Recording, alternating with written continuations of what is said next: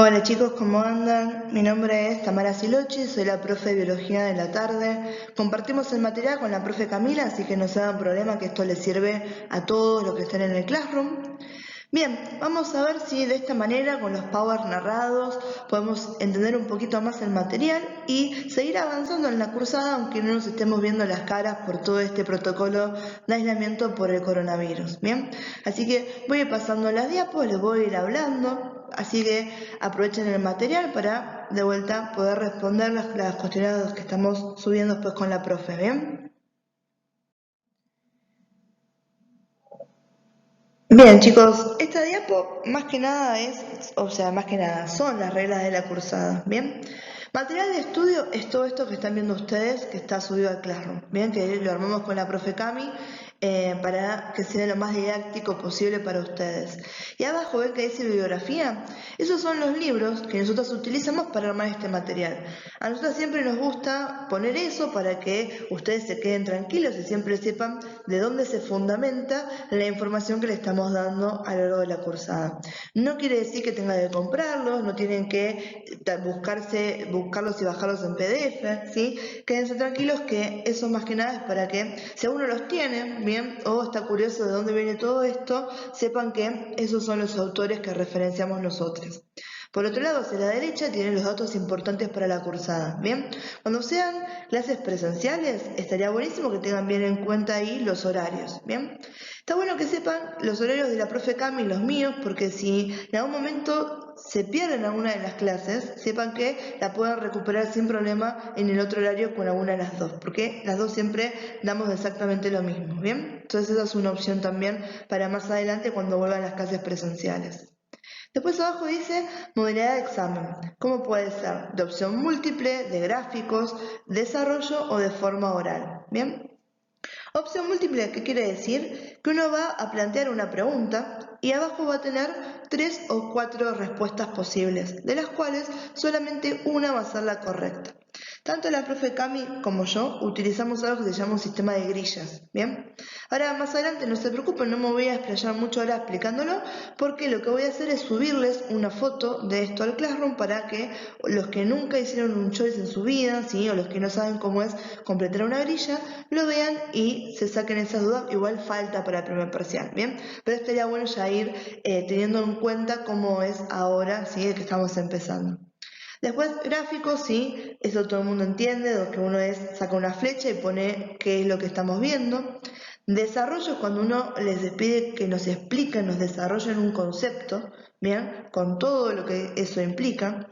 Y si tomamos en modalidad oral, a nosotros nos gusta tomar los orales en base a un pool de preguntas. ¿Qué quiere decir? Que las preguntas ya están hechas antes de que nosotros nos sentemos a tomar el oral. ¿Esto para qué? Para que todo el mundo se quede tranquilo de que no hay favoritismo ni importación de cara y que es completamente al azar el tipo de preguntas que le queda a cada uno en caso de que se tome oral. ¿Bien? Con respecto a las evaluaciones, ¿sí? Las evaluaciones van a ser 2 parciales, ¿bien? Y una instancia de final, porque esta es una materia con final obligatorio. O sea, sí o sí tienen que tener aprobados ambos parciales y luego aprobar el final para lo que se llama, ¿sí? Finalizar una materia. La pueden regularizar cuando solamente tienen aprobados los parciales y deben el final. Pero ojo que muchas veces esto después lo tienen que tener en cuenta con las equivalencias, que se piden materia regular o materia final aprobado. Lo ideal, chicos, es que ustedes vayan rindiendo y aprobando los finales como corresponde para después no estar en problemas más adelante con esto de las equivalencias, puedo cursar, no puedo cursar. Igualmente, sepanlo que se entiende si uno no puede rendir un final, si lo patea para más adelante, eso también es una opción, siempre y cuando no pierdan de vista esto que les comenté recién, que es súper importante para construir la carrera, de las equivalencias. ¿Bien? ¿Cómo se llega al 4 en la carrera de laboratorio? Con el 60% de los contenidos correctos, ¿sí? Aprobados. ¿Bien?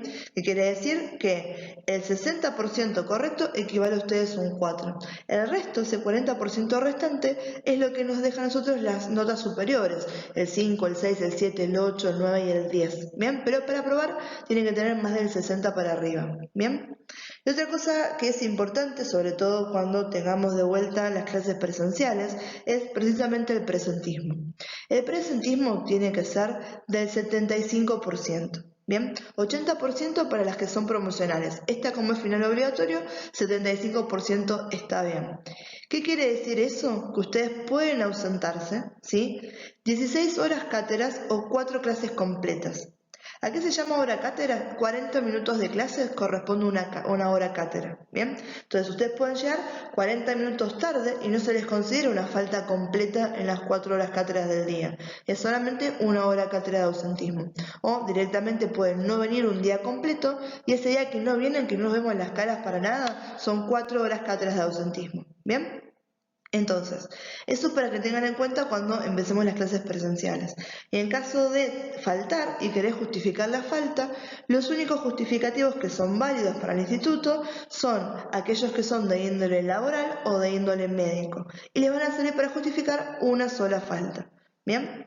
Pueden justificar todas las faltas, pero no se les va a extender más que una sola falta el tema de poder concurrir, a no ser que sea un problema de salud o algo realmente grave, que eso siempre se puede hablar en secretaría académica o con los coordinadores de la carrera. ¿Bien? Y después abajo nos dice requisitos para rendir el final. Bien, los parciales aprobados, el presentismo como corresponde, porque si no entran en categoría libre, si no cumplen con el 75% y tienen que rendir un examen de reincorporación en caso de querer seguir cursando. Bien, y después lo que dice ahí, condiciones administrativas en orden, que es la entrega de las vacunas, el pago de la matrícula, la cuota, todas cosas que nos exceden a nosotros como docentes, pero que tenganlo en cuenta al momento de rendir un examen final. Bien, entonces, esta diapo, más que de la materia en sí del contenido, es meramente administrativa para que se queden tranquilos con cómo está planteado la carrera y sobre todo esta materia. Bien, en realidad esto después va a ser lo mismo para todas las materias que tengan en la carrera. Bien, entonces arrancamos ahora sí con la siguiente diapo, donde empezamos con los contenidos propios de biología. Bien, ahora sí, empezando con la materia, hay algo que es súper lindo, que es entender el origen de las palabras, la composición de las palabras. A eso le llamamos etimología. Bien, cuando vemos la palabra biología, ¿sí? Que nos interesa saber qué estamos estudiando, de qué se trata esta materia, vemos que está compuesta por dos palabras, por bio y logía, ¿sí? Por dos partes. Bio significa vida y logía viene de la palabra tratado, ¿sí? Tratado que es un compendio, ¿sí? Una recopilación de información. Para yo poder hacer eso tengo que estudiar un montón para poder escribir un libro, ¿bien? Entonces, cuando hablamos del Tratado de la Vida, hablamos de que la biología toma como objeto de estudio a los seres vivos, ¿sí? Y es una de las ciencias naturales, ¿bien? No solamente toma como objeto de estudio a los seres vivos, sino que también a sus procesos vitales. Me interesa saber cómo funcionan, por qué funcionan, ¿bien? Además de conocer las características particulares de cada uno de ellos. Bien, entonces para nosotros la biología va a ser fundamental porque entendiendo esto es una de las bases para después poder entender anatomía, para entender fisiopatología, para entender por qué una orina del laboratorio es normal o no y qué es lo que estoy buscando. Bien, y ahora uno en lo que es la carrera, ¿no? Le vamos a poner el foco siempre para el lado de los humanos, pero fíjense que la biología es completamente diversa, es una base muy amplia. Hablamos de procesos biológicos relacionados a los seres humanos, a los animales. También podemos hablar sobre biología aplicada a la agricultura, por ejemplo. Bien, y después biología como una de las bases de algunos puntapiés científicos como han sido la ingeniería genética. Bien, entonces saber un poquito de biología, ponerle onda a esta materia, va a estar buenísimo para lo que se viene más adelante, ¿sí? Estos son los cimientos de lo que empezamos a construir en esta carrera tan linda que es laboratorio.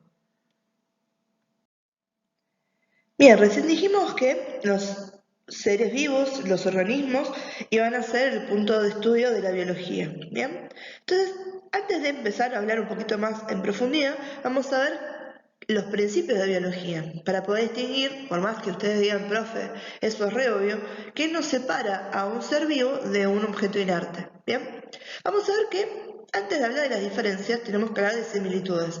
Tanto los objetos inertes como los seres vivos o los organismos vivos están sujetos a las mismas leyes de la física y la química. ¿Qué quiere decir esto? Por ejemplo, mi brazo, o yo, ¿sí? Y la mesa en la que tengo apoyada la compu, los dos responden a la misma ley de la gravedad, ¿sí? Y eso es un precepto físico, no cambia porque yo esté viva y la mesa está muerta. ¿Bien? Tanto la mesa como yo, químicamente, estamos hechos de átomos y moléculas. Después habrá que ver qué átomos y qué moléculas, y ahí está la diferencia. Pero el objeto que nos compone es el mismo. ¿Bien? Entonces, por eso decimos que estamos sujetos a las mismas leyes de la física y de la química. Bien, ahora, sacando eso de lado, que son las similitudes, hay ciertas diferencias que son muy importantes de entender. Y son las siguientes que tenemos acá abajo. Lo primero que vemos es que tenemos niveles de organización. Los seres vivos presentan niveles de organización. ¿Qué quiere decir? Que uno puede ir estudiando, ¿sí?, los componentes hasta lo más básico. El objeto de estudio más básico que nos va a interesar a nosotros de biología va a ser la célula. Pero la célula está hecha de moléculas y las moléculas están hechas de átomos y los átomos están hechos de partículas. ¿Bien? Entonces, esa forma, ¿sí?, si te lo digo al revés, digo, las partículas se organizan para formar átomos, los átomos se organizan para formar moléculas, las moléculas se organizan para formar células, las células forman tejidos, los tejidos forman órganos, los órganos forman sistemas, etcétera, etcétera, hasta llegar a ¿qué? Al organismo. ¿Bien? Entonces, a eso nos referimos cuando hablamos de niveles de organización, ¿sí? Para ponerlo en un ejemplo, ¿vieron cuando uno está haciendo una casa que tiene paredes, ¿sí? La pared está hecha de ladrillos, de cemento, del revoque, de caños para que tenga solidez. Si yo pongo un ladrillo nada más, no tengo una pared, tengo que tener todo lo que nombré recién para formar la pared. Pero si yo quiero revisar cómo está compuesta la pared, uno de esos compuestos va a ser el ladrillo, ¿sí? Que es lo primero que tengo que tener, el ladrillo para empezar.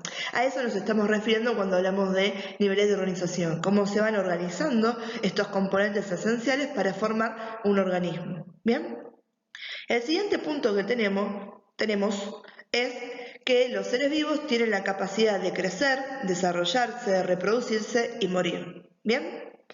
Y esto es cierto para todos nosotros, para las plantas, para los perros, para los gatos.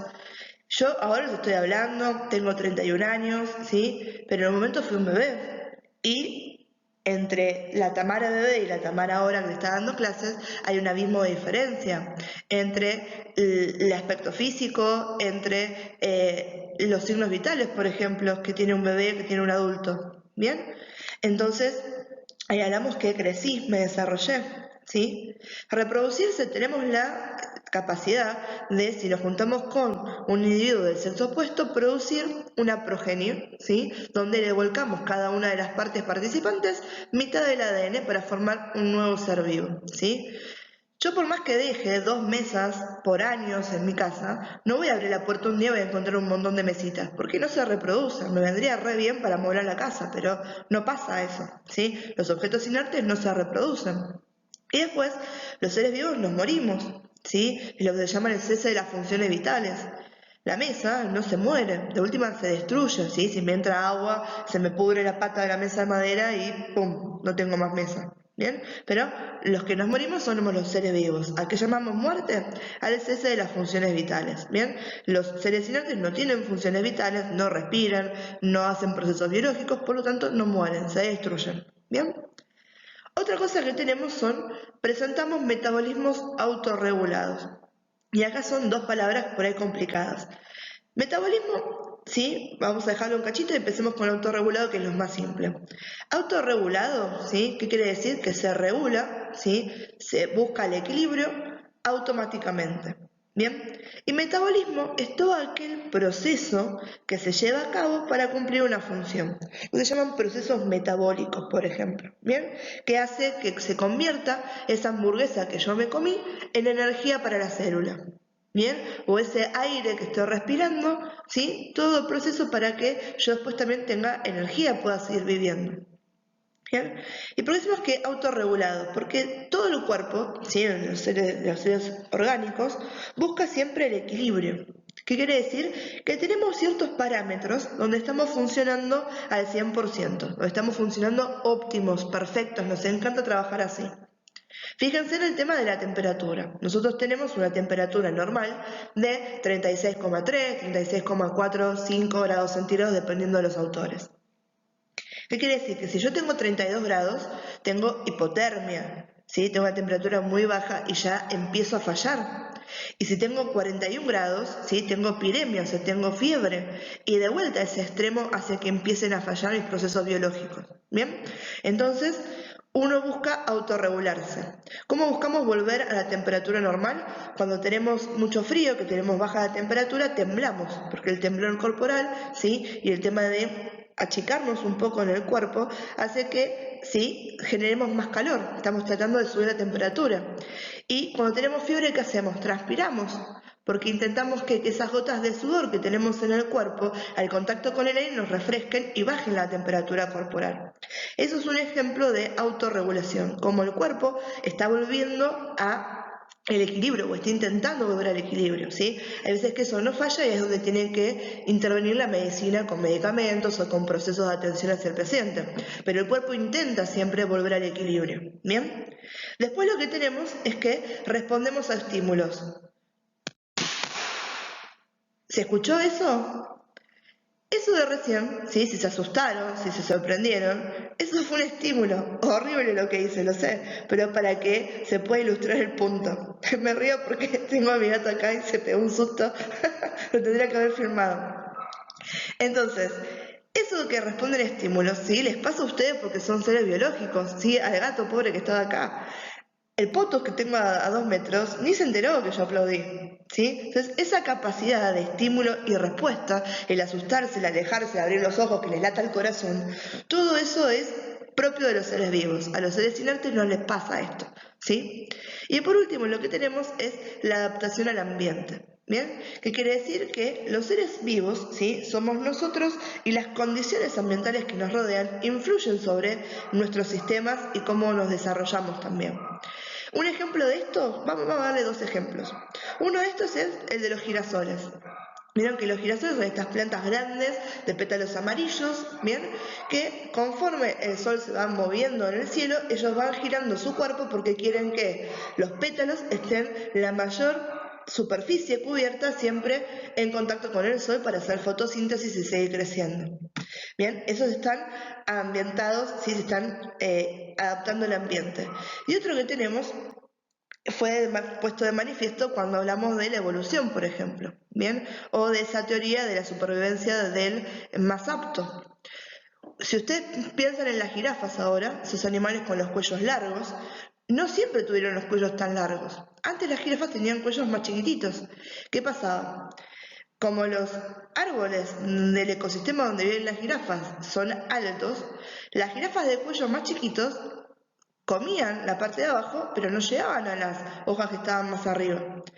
Y obviamente había después una escasez de alimento, porque la jirafa que tiene el cuello más largo puede comerse lo que está abajo y lo que está arriba. Y la otra no, tiene solamente eso.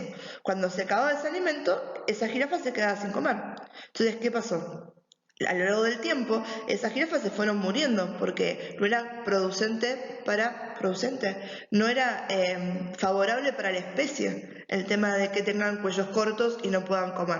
Las que fueron sobreviviendo fueron las que estaban adaptadas al medio, tenían las mejores condiciones para sobrevivir en el ambiente que los representaba, ¿bien? Que los rodeaba.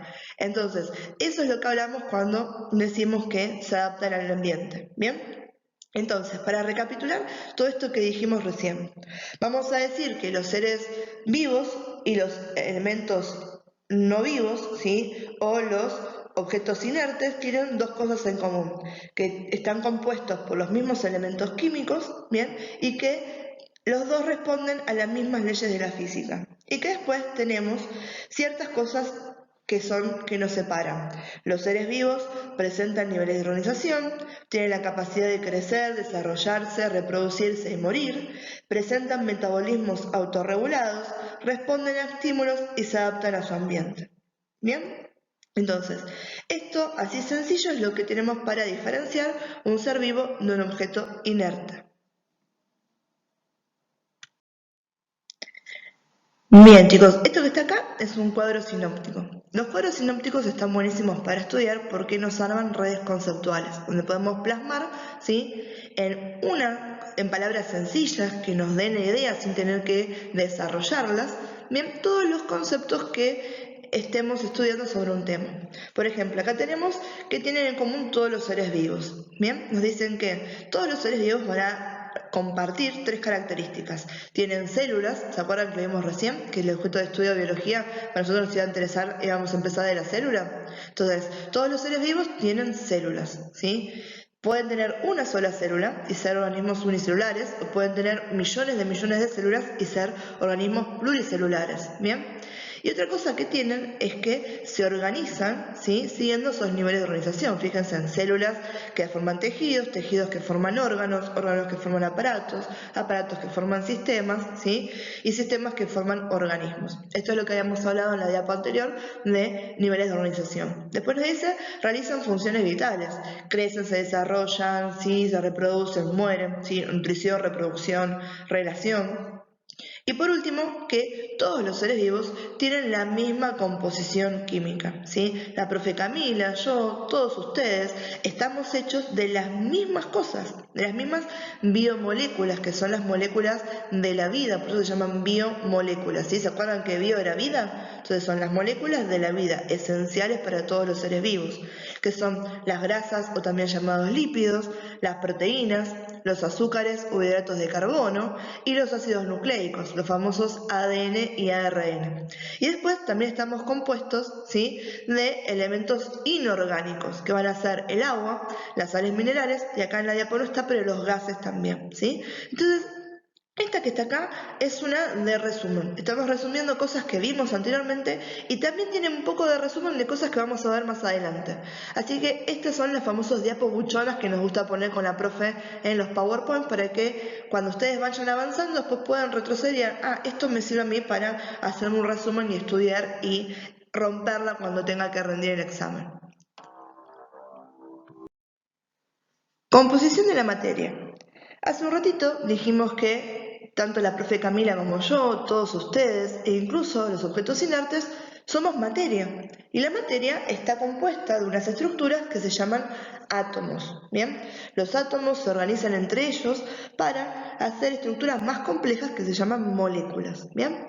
Volviendo al átomo, que es lo que nos interesa acá en esta diapo, y a lo que les comenté que a mí me encantaba hablar de la etimología de las palabras, la palabra átomo significaba indivisible. ¿Bien?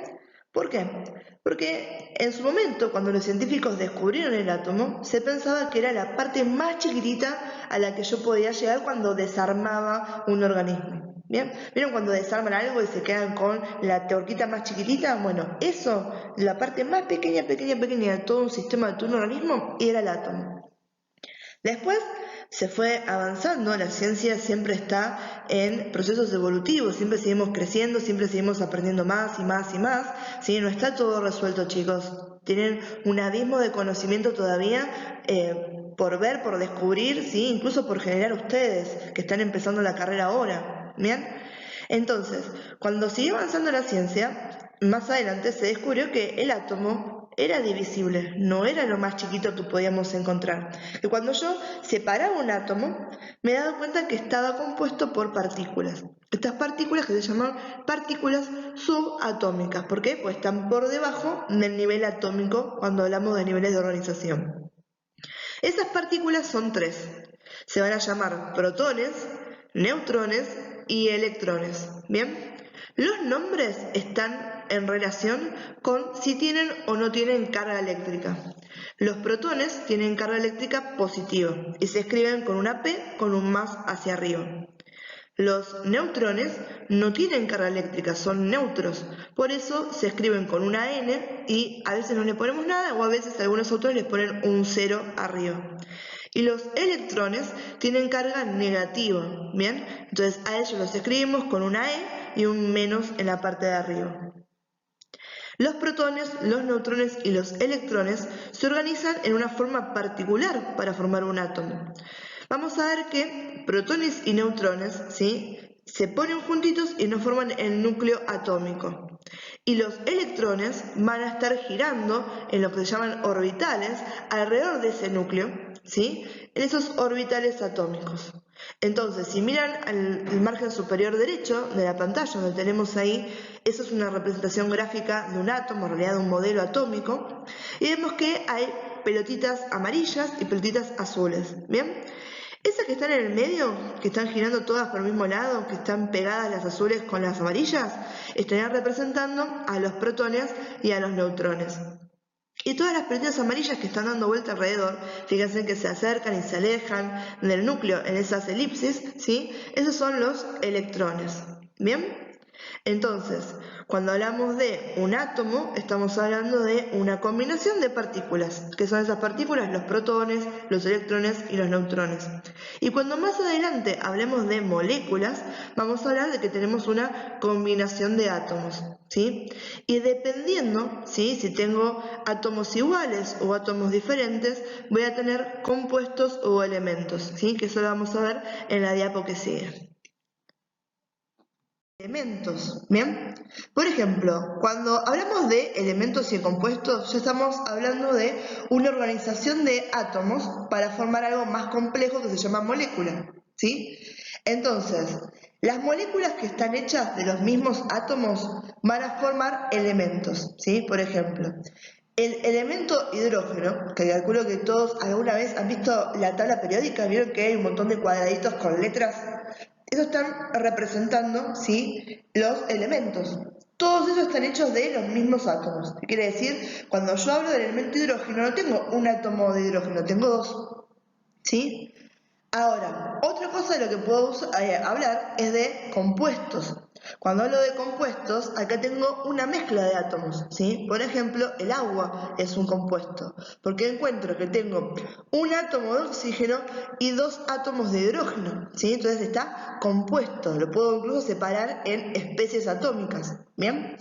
Entonces, para que esto quede bien claro, los átomos, ¿sí?, están formados por partículas, ¿sí? O vamos al revés, las partículas subatómicas forman átomos. Los átomos se organizan formando moléculas. Esas moléculas, dependiendo de qué tipo de átomos las compongan, se organizan en dos. Si están compuestas por los mismos átomos, formarán elementos. Si están compuestos por átomos diferentes, formarán compuestos. ¿Bien?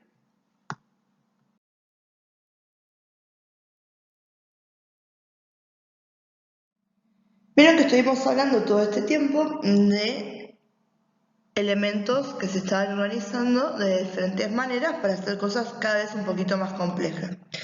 A eso se llaman niveles de organización. Vamos a ver que en los seres vivos la materia se ordena según su complejidad en niveles de organización. ¿Y por qué separamos las cosas en niveles y no decimos que es toda una sola cosa? Porque en cada nivel puede ser que yo encuentre características o que pasen cosas que en otro nivel no. Entonces está bueno separarlos de esta manera porque me permite a mí estudiarlos a mayor profundidad. En orden creciente, ¿sí?, los niveles de organización son los siguientes. Tenemos el nivel subatómico, ¿bien?, que está formado por partículas, por protones, electrones, neutrones. Cuando esas partículas se organizan, nos forman átomos, ¿sí? Y ahí estamos al nivel atómico. Átomos organizados no forman moléculas, ¿sí? Una proteína, que es lo que tiene ahí, es una molécula, está formada por un montón de átomos. Las moléculas se organizan de tal manera que nos forman células. Las células forman tejidos, los tejidos forman órganos, los órganos, ¿sí?, que cumplen una misma función, ¿sí?, se van a organizar en sistemas, por ejemplo, sistema digestivo, sistema respiratorio, bien, sistema cardiovascular, y eso después se van a organizar en aparatos, ¿sí? Que es un poquito más grande. Acá tenemos ya órganos además que trabajan en funciones, ¿sí? En paralelo. Y después del nivel de aparato tenemos que el nivel de organismo, ¿sí? Entonces, si yo les digo, chicos, nómbrenme los niveles de organización en orden creciente, o sea, de lo más chiquito a lo más grande, me van a decir, profe, los niveles de organización son los siguientes: subatómico, atómico, molecular, celular, tejido, órgano, sistema, aparato y organismo. Entonces son 9 los niveles de organización, ¿bien? Esto que tienen acá, fíjense en que me arranca desde célula. ¿Para qué? Para ver que esos niveles de organización yo incluso los puedo ir más a grandes, ¿sí? Fíjense, organismo, población, comunidad, ecosistema, bioma, biosfera. A mí que me va a interesar más que nada los que les nombré en la diapo anterior. ¿Sí? Este dibujito que se va moviendo y que les va mostrando que hay otras cosas, está bueno para que entiendan que no termina ahí, que uno cuando empieza a ver más allá del organismo, ¿sí? Empieza a ver lo que es el ambiente, el ecosistema o hablar de comunidades, ¿sí? Podemos ir organizándonos un poquito más. Entonces, vamos a ver que tenemos un montón de especies, tanto animales como vegetales y bacterias, que van a tener comportamientos, formas, o lo que se llama morfología, y funciones que difieren entre sí. ¿Bien? Ahora, hay algo que permite identificar una jerarquía, o sea, un orden de rango entre los seres vivos. ¿Bien? Y eso está basado en lo que se llama teoría celular, ¿sí? Que me está hablando, ¿sí? De que los organismos están compuestos por unas unidades básicas que son las células. ¿Se acuerdan que hace un rato habíamos dicho que aquellos que eran seres vivos, todos los que estaban formados por células, ¿sí? Ya sea que tenga una, o tenga dos, o tenga 25 millones de células, o más todavía. En esa diapo quería hacer la diapo buchona, que nombramos las 3 cosas que tenían los seres vivos, ¿bien? Y ahí es donde van a entrar 2 conceptos nuevos que está bueno que ustedes lo tengan, ¿sí? Aquellas formas de vida que están formadas por una sola célula se les va a llamar organismos unicelulares. Por ejemplo, una bacteria es unicelular, es una sola célula, todo ese ser vivo. Con eso alcanza. Sin embargo, hay otros seres vivos, como lo somos nosotros los seres humanos, que estamos formados por miles de millones de células, ¿sí? Nosotros somos organismos pluricelulares, multicelulares, ¿sí? La palabra más linda es pluricelulares, pluris de plural, ¿sí? Hay muchos, ¿sí? Células, ¿bien?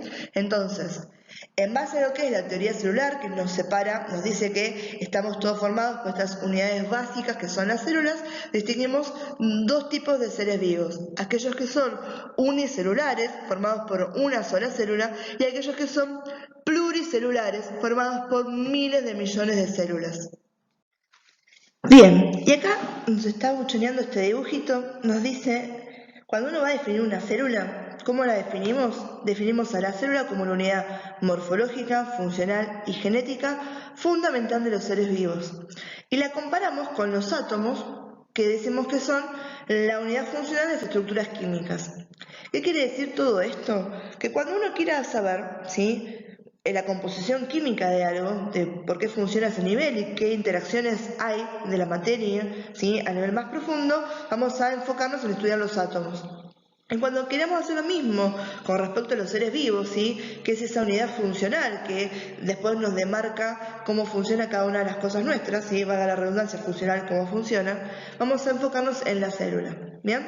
Ahora vamos a ver en la diapo siguiente, ¿sí?, explicar bien qué significa que sea morfológica, qué significa que sea funcional y qué significa que sea genética. ¿Bien? Así que eso ténganlo como que es el concepto. Si uno les dice, chicos, defínanme en célula. Acá lo tienen. Unidad morfológica, funcional y genética de los seres vivos. Esa es la definición de célula que nos gusta que ustedes sepan. ¿Bien? En la diapo siguiente vamos a explicar un poquito más en detalle estos términos para que no me repitan conceptos sin saber qué significan. ¿Bien? La llamada teoría celular. La teoría celular nos dice, Todos los organismos están constituidos por una o más células, por eso decimos que es la unidad morfológica, ¿sí? Estamos hechos de células. Volviendo a ese ejemplo que habíamos dado al principio de la pared con los ladrillos, cada una de las células es un ladrillo, ¿sí? El ladrillo lo puedo usar para construir una pared, una columna, para hacer una mesada, bien, para un montón de cosas, pero va a ser la unidad morfológica. Si no tengo ladrillos, no tengo forma, ¿sí? Después vemos que la célula solita es capaz de llevar una vida independiente, o sea, de realizar todas las funciones que sean compatibles con la vida. Por eso hablamos de que hay organismos que son unicelulares, con una sola célula que tenga, ya puedo estar vivo, ya puedo realizar todas estas funciones. Por eso decimos que la célula es la unidad funcional. Y después vamos a ver que toda célula proviene ya de otra célula que existía, que no es que hago puff y aparece una célula, ¿bien? Tiene que haber una célula madre anterior, que esa le transmite a su descendencia, o sea, a la célula hija, las características propias de la especie. Que esto vamos a ver que en los humanos se va a llevar a cabo mediante dos procesos, que son la mitosis y la meiosis, que eso lo vamos a ver de vuelta más adelante, ¿sí? Entonces, ¿cómo lo resumimos esto? Diciendo que la célula es la unidad genética. Entonces, todos estos tres preceptos, estos tres conceptos importantes que nos dice la teoría celular, los podemos resumir en tres ideas. Que la célula es la unidad morfológica porque es la que constituye a todos los seres vivos. Que la célula es la unidad funcional porque en ella se pueden realizar todas las cosas, intercambios y funciones que son necesarios para que sea compatible con la vida.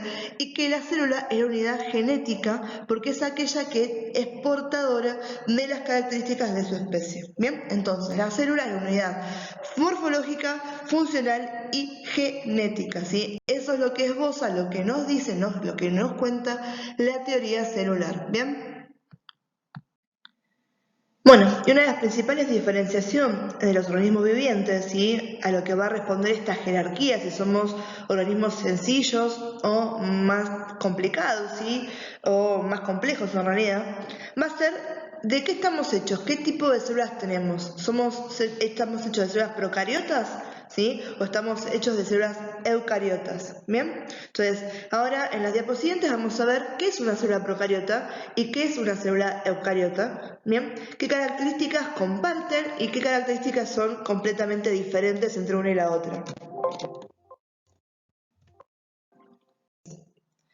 Fíjense, un organismo entonces puede estar, ¿sí?, dependiendo de qué tipo de célula, yo lo puedo encajonar en que sea procariota o sea eucariota. Bien, dentro de los procariotas tenemos a las bacterias y estas que son las algas azules. ¿Qué nos va a interesar más que nada esto más adelante, sobre todo cuando ustedes avancen en la carrera? Las bacterias, ¿sí?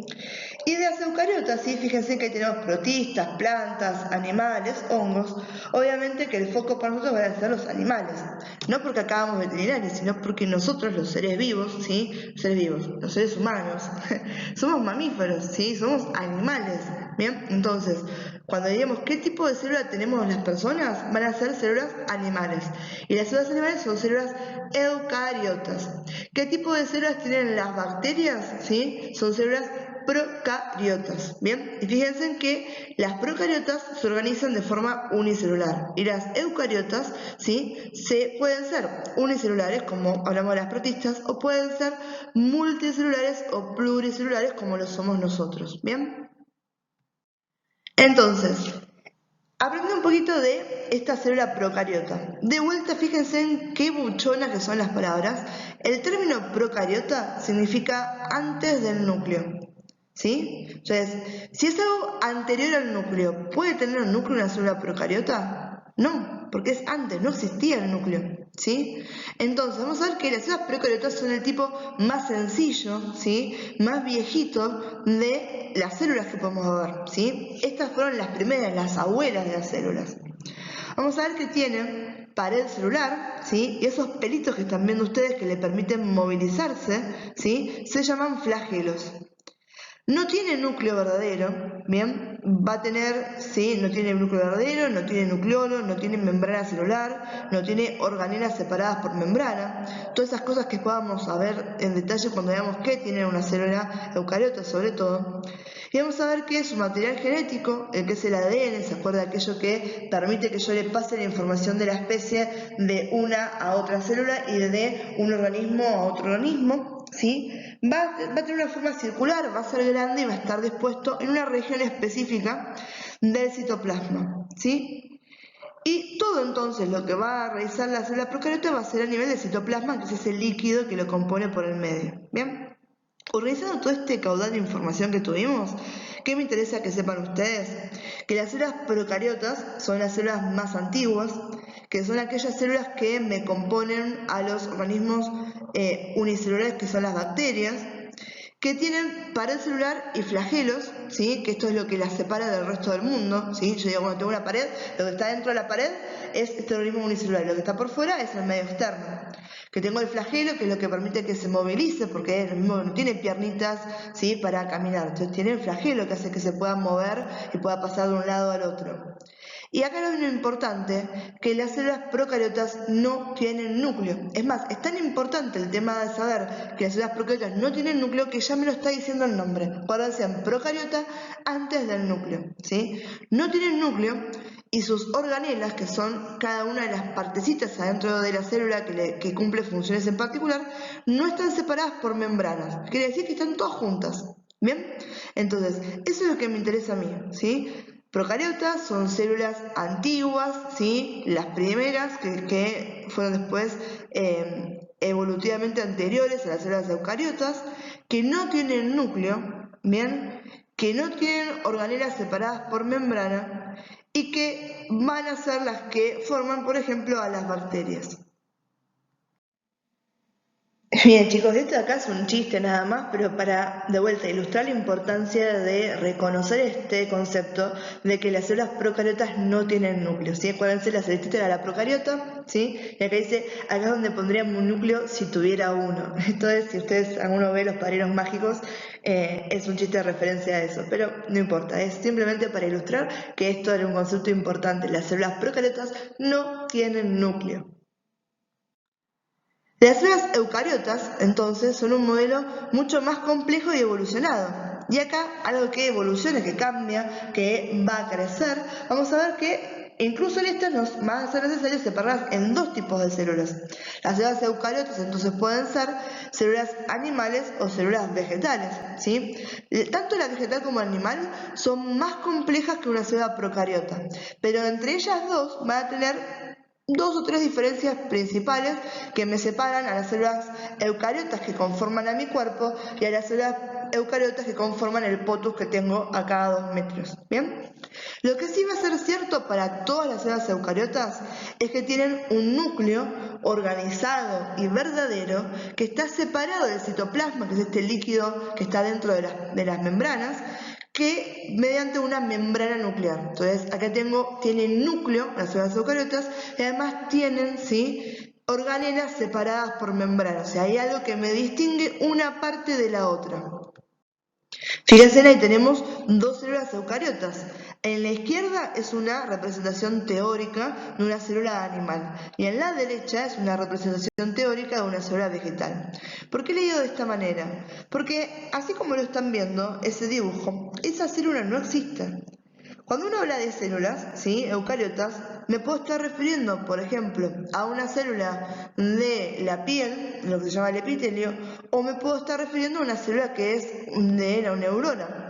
Y yo no tengo la posibilidad de dibujárselo, pero si ustedes utilizan los recursos y googlean, por ejemplo, googlean célula epitelial y googlean célula neurona, ¿sí? Pongan neurona y célula epitelial y van a ver que las imágenes que les van a salir son diferentes, tienen diferentes formas, ¿sí? Una célula epitelial puede tener forma cilíndrica, cuadrada, aplanada, ¿sí? Y una neurona tiene una forma como si fuera un huevo estrellado con un montón de pelitos, un cuerpo largo y una base. Entonces, cuando uno los ve dice, pero pará, o sea, no se parece al otro, pero las dos son células. Entonces, como no existe una sola forma de describir a todas las células, ¿qué decimos? Tanto la neurona como las células epiteliales tienen los mismos componentes. Entonces, todo eso lo vamos a poner en un modelo teórico. Entonces, esta célula que están viendo no existe, pero sí es representativa de todas esas cosas que componen una célula eucariota. Bien, entonces, todas las cosas que le están nombrando acá son todas las cosas que tienen las células.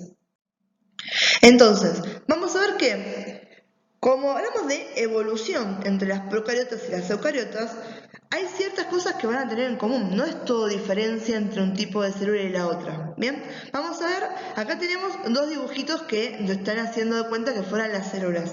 Los celestes son, el de la izquierda es la representación de una célula procariota y el de la derecha es la representación de una célula eucariota, ¿sí? Entonces, vamos a ver acá, ¿sí?, las características en común. Tanto sean procariota como eucariota, van a tener las dos ADN, ¿sí? ¿Qué quiere decir eso? Tienen información genética de la célula.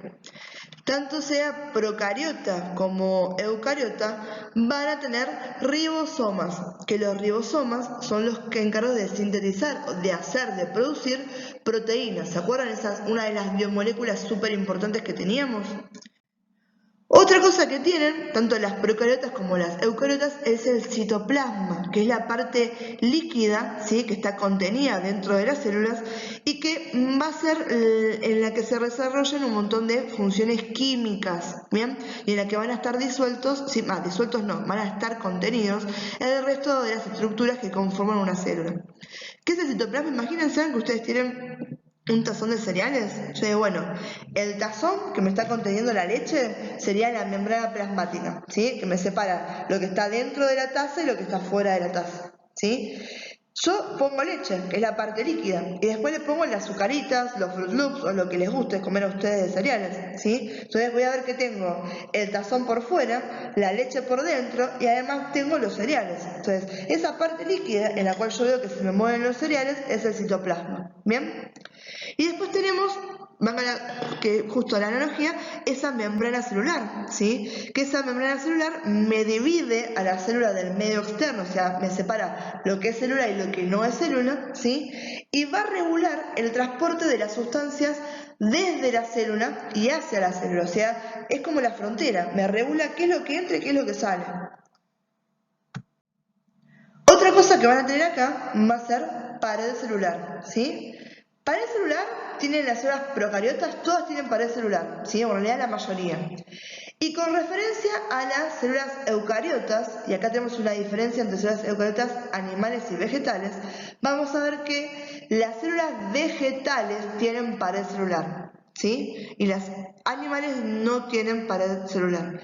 ¿Qué es la pared celular? Es una capa dura, resistente y flexible, ¿sí?, que actúa como mediador de las actividades celulares, también regulando el paso de sustancias. Es como un accesorio a la membrana plasmática que hablamos recién. ¿Bien? Esto más que nada para que entienda que es un punto en común, si bien no todas las células tengan pared celular, ¿sí? Entonces, vamos a recapitular. ¿Qué cosas tienen, antes de hablar de las diferencias, qué cosas tienen en común las células procariotas con las eucariotas? Tienen ADN, tienen ribosomas, tienen citoplasma, tienen membrana plasmática y tienen pared celular. Entonces, esas son las 5 cosas en común entre células procariotas y células eucariotas. ¿Bien? Y ahora empezamos con las diferencias. ¿Cuáles son aquellas cosas que me marcan una separación entre células procariotas y células eucariotas? Entonces, estas son diferencias, cosas que no tienen en común. Las células procariotas son de menor tamaño y las eucariotas son de mayor tamaño, son más grandes, ¿sí? Las células procariotas, súper importante, no tienen núcleo. Las células eucariotas tienen núcleo, ¿bien? Entonces, el núcleo es el lugar donde está dentro el ADN. Si yo tengo núcleo, ¿qué quiere decir? Que el ADN va a estar adentro del núcleo. Imagínense que dijimos que las células procariotas no tenían núcleo. Si no tienen núcleo, claramente el ADN no va a estar adentro de algo que no existe. Entonces, ese ADN está libre. ¿Bien? Entonces, estas tres diferencias que vimos acá son: células procariotas tienen menor tamaño que las eucariotas, no tienen núcleo y su ADN es libre. Y si lo vemos del lado de las células eucariotas, decimos que las eucariotas son más grandes que las procariotas, tienen núcleo y su ADN se encuentra dentro del núcleo. ¿Bien? Ahora, esto no es todo, seguimos con las diferencias. Las células procariotas no tienen organelas separadas por membrana. ¿Bien? Por lo que vamos a ver que las células eucariotas tienen todas sus organelas separadas por membrana. Fíjense en que ahí está diciendo el núcleo, retículo endoplasmático, aparato de Golgi, ¿sí? Mitocondria. Todas estas tienen cada una membrana que las separa del resto, para yo poder diferenciar, ¿sí? Cada una de estas organelas de la otra. Bueno, chicos, llegamos al final de esta primera parte. Sí, con la profe hemos decidido cortar el material en dos para que no sea tan pesado de descargar o incluso de sentarse a escucharnos. Bien, así que esto fue esta primera parte de la clase y ahora seguimos con la segunda en el próximo Power.